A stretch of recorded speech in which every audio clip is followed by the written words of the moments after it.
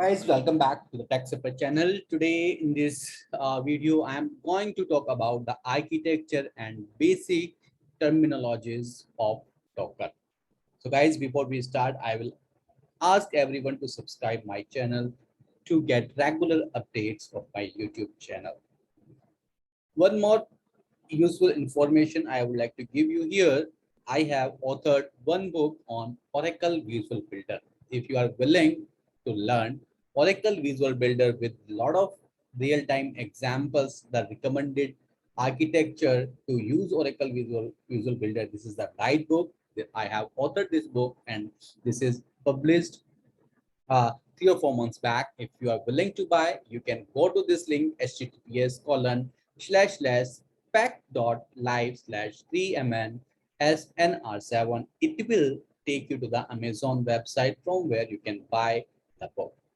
Okay, fine. So let's get started. So whenever you are starting a new technology to learn, it is very important to understand what it is, how the architecture look like of this technology, what are the basic terminology of that technology. If you know all of them in advance, then it will help you to understand the technology better. So that's the reason I have captured this video so that you can understand what is Docker, how the Docker architecture looks like, and what are the different basic terminologies. So let's get started.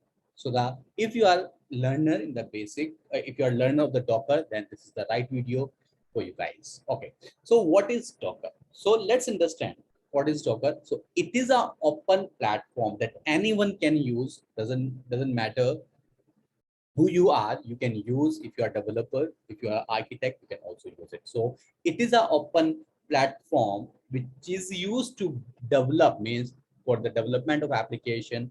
It allows you to shift from one instance to another and run application. So let's suppose you have an infrastructure, you have a virtual machine wherein you want to run different application in isolation, then Docker is the best way. So the Docker isolate the application from the infrastructure and help you to quickly deliver your application, which means if you have a big infrastructure and you want to run multiple application in isolation, for example, application 1, application 2, application 3, then Docker allows you to run all these application in isolation. So Docker is a way to create a virtualization layer on top of the operating system. Maybe you have heard you have a big physical machine wherein you create different virtual machine, and each virtual machine will have its own operating system. But in case of Docker, you don't need to create different virtual machine. The underlying infrastructure will be shared by each and every application, and on top of this, you run your application. So Docker is a way to create a virtualization layer of the operating system, and the kernel of the underlying operating system is shared by each and every application. So that makes your application very lightweight, because for each and every application, you don't need to install a separate operating system like your virtual server, because in virtual server you need the operating system, but in case of Docker you don't need a separate operating system installed on another operating system. So Docker is the best way to create application at a faster pace. So Docker is to create a lot of smaller boxes on a single host, means a box 1, box 2, box 3, and each box represent a single application. So Docker allow you to divide your whole infrastructure into different applications, and all of them can run in the isolation. These smaller boxes, the boxes I'm talking about, what it is nothing. They are called container in terms of Docker, that share the kernel of the host operating system. Means you must have one host operating system wherein you will install Docker, and you will create different containers. Containers are nothing. It is like a box wherein you will run your application. It can be a Java, it can be a .NET, and each application will share the host kernel. Okay. Now let's understand the architecture of Docker. So here we see we have a different thing like Docker client, we have a Docker host, we have a container, we have a images, we have a Docker daemon, we have the Docker host. So we will understand all these basic terminology in this video itself. Okay. So what is Docker architecture and what are the definition? Okay. So Docker uses a client server architecture. Okay. The client, like you and me, talks to the Docker daemon, which does the heavy lifting of building, running, and distributing your Docker containers using the images. Okay. The Docker client, this Docker client and this Docker daemon can run on a single host, and you can connect a Docker client to a remote Docker daemon, which means if you have a Docker daemon running on a different machine and you still have a client which wants to communicate, then you can do that also. The Docker client and daemon communicate using a REST API over Unix sockets or a network interface. So here, whenever you need to run any container, you need to pull any image, you as a client hits the CLI command, client line interface Docker pull, which ultimately calls our Docker daemon via the REST API, and then Docker daemon helps you to run all these services. So if let's suppose you want to create a container, so you will run a Docker run command that will go to the Docker daemon. Docker daemon will look at that. Let's suppose you want to create a container from the NGINX. Okay, NGINX is nothing, it is like a web server. Okay, let's suppose you want to create a container of NGINX. So what you will do, you will run this command Docker run NGINX, something like this, that will go to the Docker daemon, right? Docker daemon will check that you have that image locally or not. If not, then what it will do, it will go to the Docker Hub by default, but it can go to the another registry also. I will talk that about. Docker daemon will see if you have this NGINX or not. If it is not, it will go to the NGINX. It will download it and will keep this image on your local drive, and from that you will create the container will be created. And let's suppose that you another run the same command Docker run NGINX, then Docker domain will again see that you have this NGINX. This time this Docker domain will find that NGINX is already there and it will not go to the Docker Hub, and then container will be created out of this locally image. So this is how your Docker architecture looks like. Now let's understand the different terminologies of Docker. So here you see we have talked about the Docker client, we talked about the Docker host. Docker host is nothing, it is like your machine, okay, wherein you install the Docker. Then we talked about the container, we talked about the images, daemon, Docker Hub. So let's understand what are those. So basically, a Docker container is nothing, it is an instance of an image. So without an image, a container cannot be created. For example, you want to create a virtual machine. Okay, what you need? You need the operating system of that and then other libraries. So without that, you cannot create a virtual. Similarly, if you need to create a container, you would be needing an image. And image can be a web server image like NGINX, Apache.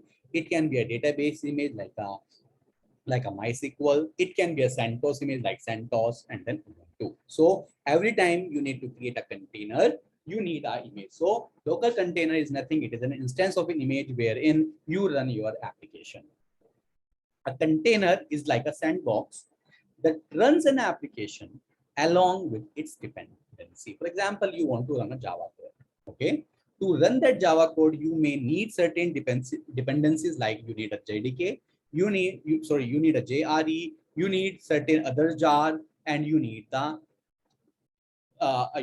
underlying operating system as well. So the container will have everything so that your application can run smoothly.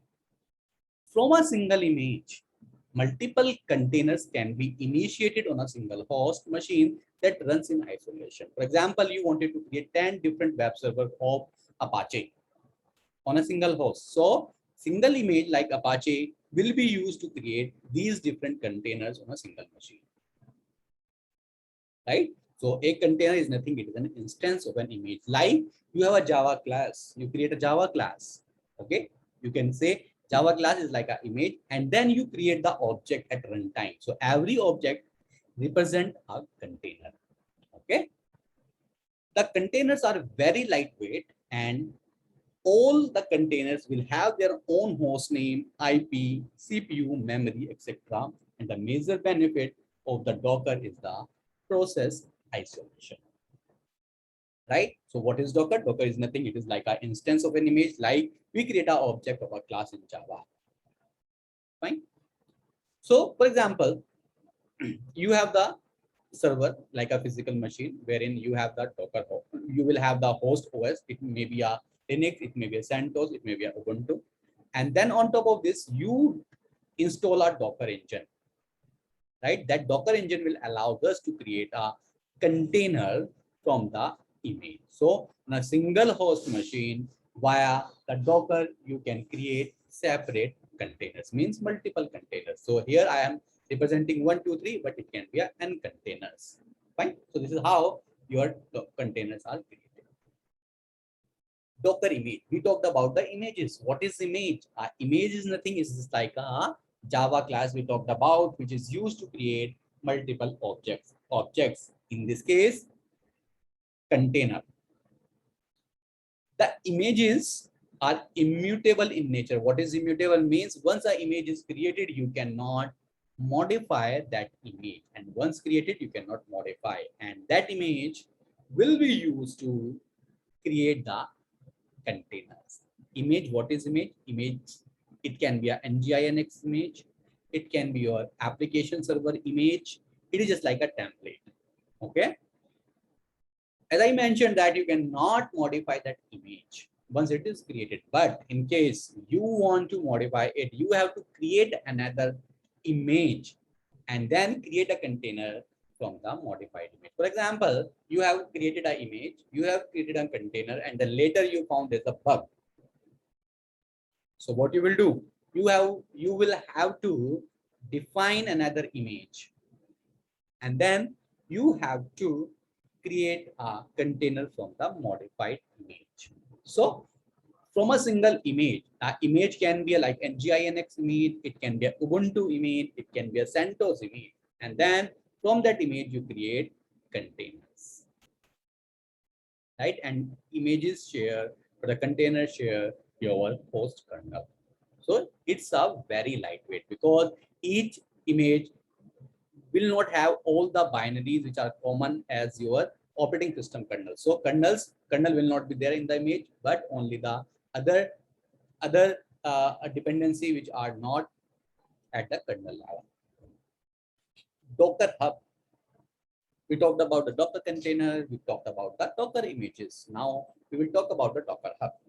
The Docker Hub is a place. You can say it's a public place on the cloud which store all the images. So we talked about we create container via the images where the images will be.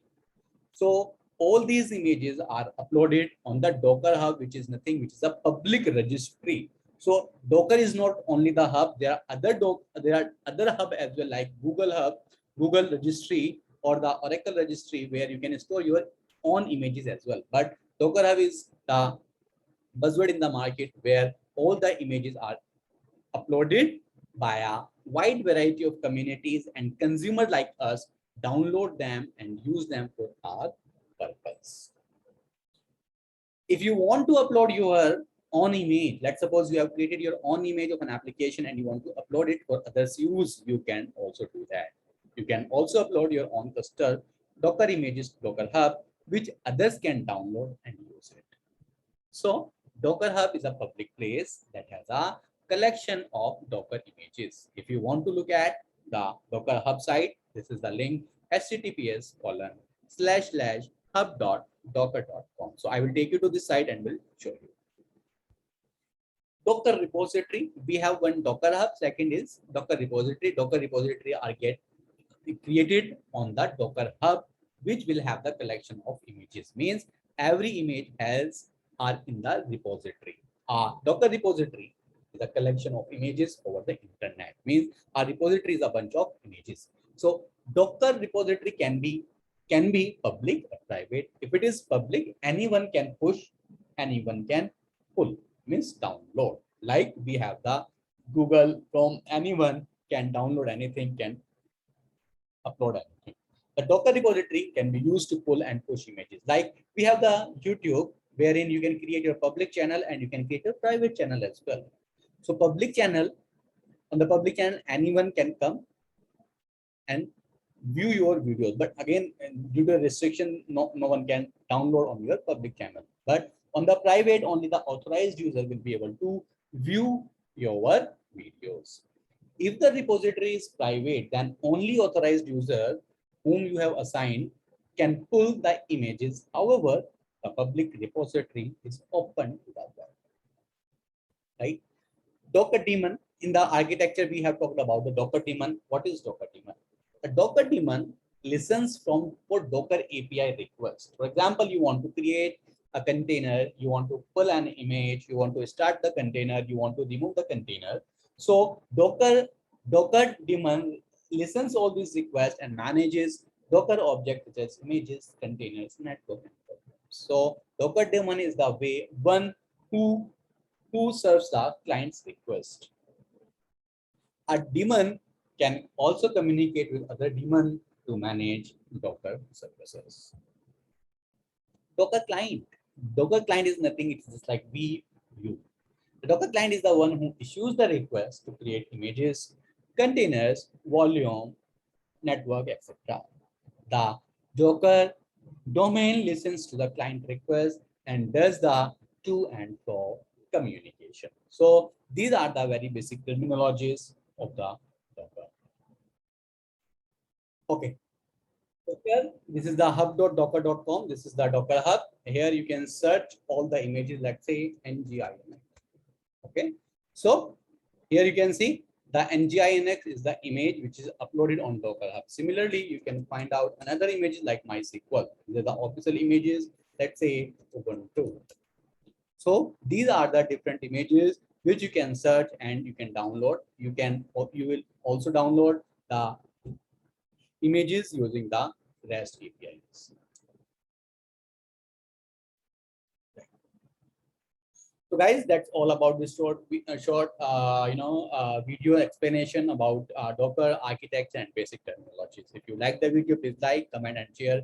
And please don't forget to subscribe my channel to stay tuned.